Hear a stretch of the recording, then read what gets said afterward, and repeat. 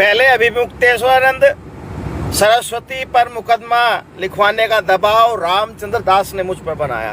अब मुकदमा वापसी का दबाव बनाने के लिए षड्यंत्र रचा जा रहा है। क्या खेल खेला जा रहा है। नमस्कार, मैं हूं शिव पांडे और आज हम बात करने वाले हैं इस समय एक चर्चित खबर की। खबर है स्वामी अभिमुक्तेश्वरानंद सरस्वती से संबंधित। अभी हाल ही में कुछ दिन पहले देखा जाए तो स्वामी अभिमुक्तेश्वरानंद सरस्वती पर आशुतोष ब्रह्मचारी ने आरोप लगाया था कि उनके मठ में अनैतिक कार्य होते हैं, गलत काम होते हैं। लेकिन अब वही आशुतोष ब्रह्मचारी एक बार फिर से अपने बयानों को पलटते हुए दिखाई दे रहे हैं। आशुतोष ब्रह्मचारी कहना है कि उन्हें उकसाया गया था, उन्हें दबाव डाला गया था और कई प्रशासनिक अधिकारियों ने भी उन्हें कई बार फोन किया था कि वो स्वामी अभिमुक्तेश्वरानंद के खिलाफ ऐसी कार्यवाही करें, FIR दर्ज करवाएं। तो इसी विषय पर बात करने के लिए हमारे साथ में दो वरिष्ठ पत्रकार हैं। हम इनसे बात करेंगे, समझने की कोशिश करेंगे कि आखिर इस विषय को लेकर इनका क्या कहना है। हमारे साथ में है वरिष्ठ पत्रकार शीतला तिवारी जी और साथ ही साथ वरिष्ठ पत्रकार भालचंद्र पांडे जी। हम इनसे समझेंगे कि आखिर इस बयान पलटने के क्या मायने हैं, क्या वजहें हैं और इसका क्या प्रभाव होने वाला है। आशुतोष ब्रह्मचारी ने जिस तरह से स्वामी अभिमुक्तेश्वरानंद पर आरोप लगाए थे, उन पर पॉक्सो के तहत केस दर्ज करवाया था, FIR दर्ज करवाई थी। अब उसके बाद ही बयान को पलटना, और चूंकि केस हाईकोर्ट तक में गया था, तो क्या ये बातें आसान है, ये चीजें आसान हैं? और क्या किसी पर भी ऐसे गंभीर धाराओं में आरोप लगाए जा सकते हैं? ऐसी गंभीर धाराओं में मुकदमे दर्ज करवाए जा सकते हैं? और अगर ये चीजें इतनी आसान हैं, किसी को फंसाना इतना आसान है, तो फिर न्याय की बात अगर की जाए तो न्याय कहां तक सही मिलेगा और किसको सही मिल पाएगा? तो आइए बात करते हैं शीतला तिवारी जी से और इनसे समझते हैं कि आखिर जो चीजें हो रही हैं इसको लेकर इनका क्या कहना है। तिवारी जी, जिस तरह से अभी बयानों को पलटा गया है, आशुतोष ब्रह्मचारी ने अपने बयान को पलटा है। उनका कहना है कि हमारे ऊपर दबाव बनाया गया था और कई सारी चीजें उन्होंने बोला है। उन्होंने स्वामी रामभद्राचार्य जी के शिष्य का भी नाम लिया है, रामचंद्र दास का। इसको लेकर आप क्या समझते हैं, आप क्या मानते हैं और आपको क्या लगता है कि चीजें कहां तक सही हैं? और इस तरह से बयान पलटना या किसी के ऊपर भी ऐसे ही अनर्गल आरोप लगा देना कहां तक उचित है? देखिए, सबसे पहले हमारे सभी दोस्तों को नमस्कार, बहुत बहुत प्रणाम। पांडे जी, कुल मिलाकर के यह तो पहले ही लगा हुआ था। जब आशुतोष ने आरोप लगाया था तभी यह लोगों को पता चल गया था कि यह एक फर्जी व्यक्ति है। और फर्जी का मतलब यह है कि वह एक आपराधिक प्रवृत्ति का व्यक्ति है। कई मुकदमे उसके ऊपर पहले से भी हैं और उसने जो है गिड़गिड़ाया भी था प्रशासन के सामने कि हमारी फाइलें न खोली जाएं। लेकिन शंकराचार्य जो है हालांकि डगमगाए नहीं, वह अडिग रहे और हाई कोर्ट तक जो भी उनको झेलना पड़ा उन्होंने जो है झेला और उन्होंने जो है शांति यानी शांत रूप से जो है उन्होंने समय को बिताया। और आज देखिए, आज पोल खुल गया। अब सबसे बड़ा सवाल ये है कि यह पहले भी रामभद्राचार्य का अपने आप को शिष्य बता रहा था। तमाम आपने फोटो देखा, तमाम जो है आप देख रहे हैं कि अपने आप को शिष्य बता रहा था। तो उस समय जब आरोप लगे थे शंकराचार्य पर, उस समय रामभद्राचार्य भी जो है चुप्पी साधे हुए थे। रामभद्राचार्य ने जो है एक शब्द उनके मुंह से नहीं निकला कि कहीं न कहीं शंकराचार्य भगवान है या क्या है, कैसे, उन्होंने नहीं निकला। बल्कि अगर उनके मुंह से निकला होगा तो आप समझ लीजिए कि एक तरीके से आरोप प्रत्यारोप जो उनका काम है।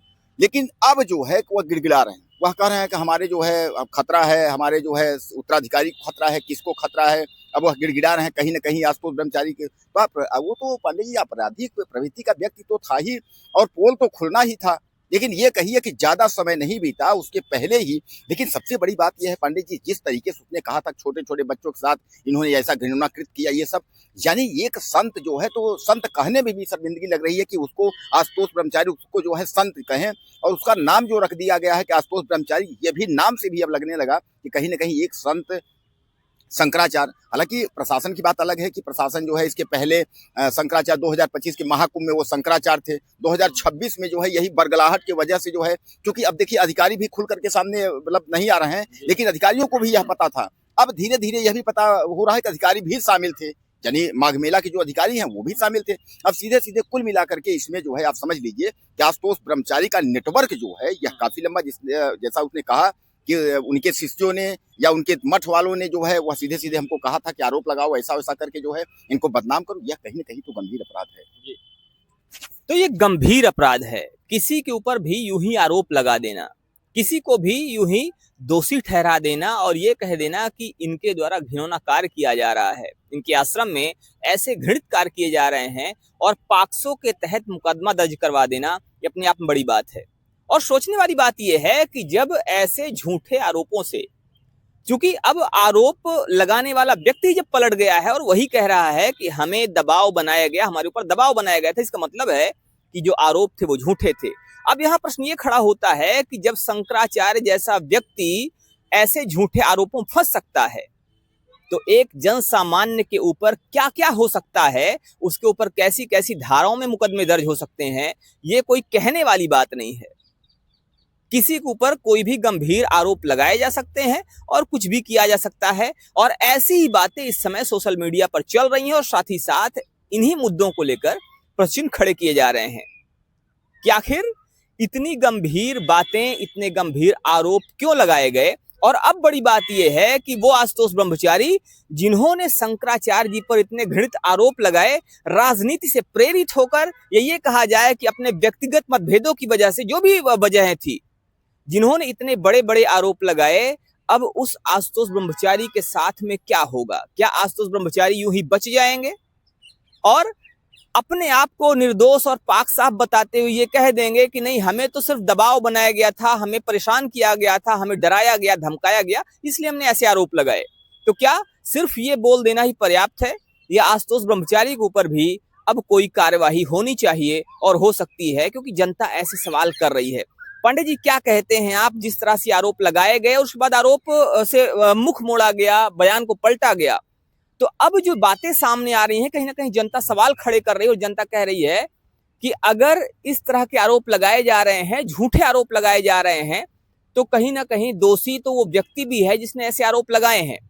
अब आशुतोष ब्रह्मचारी के साथ क्या होगा और आशुतोष ब्रह्मचारी के साथ क्या होना चाहिए जिससे कि आने वाले समय में ऐसी घटनाएं दोबारा ना हो? क्या कहना है आपका?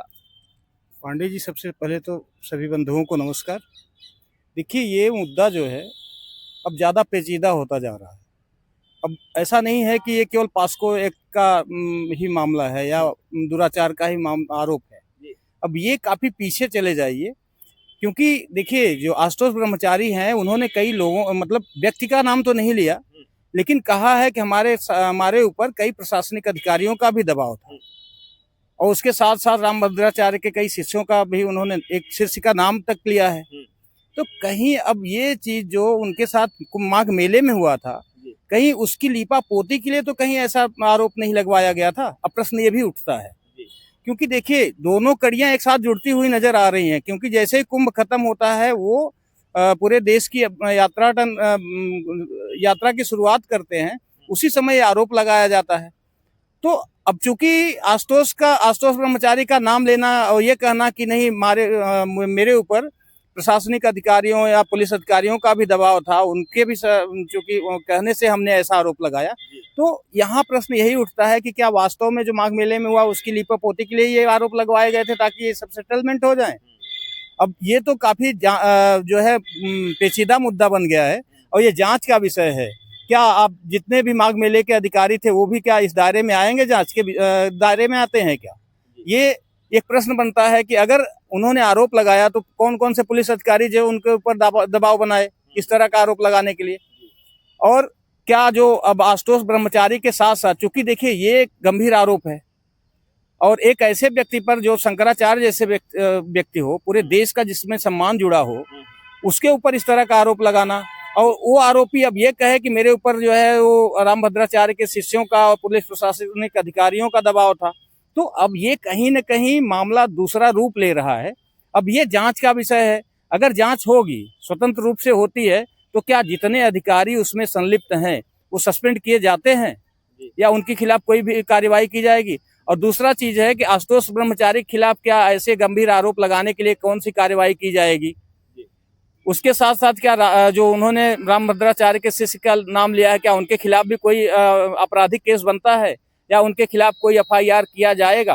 अब ये तो सब आने वाले समय में क्लियर होगा, क्योंकि अभी ये त्वरित का मामला है। इस समय बहुत कुछ कहना शायद ठीक नहीं है, लेकिन ये है कि ये अपने आप में एक बहुत ही पेचीदा और बहुत गूढ़ आरोप है और ये इतना आसान नहीं है।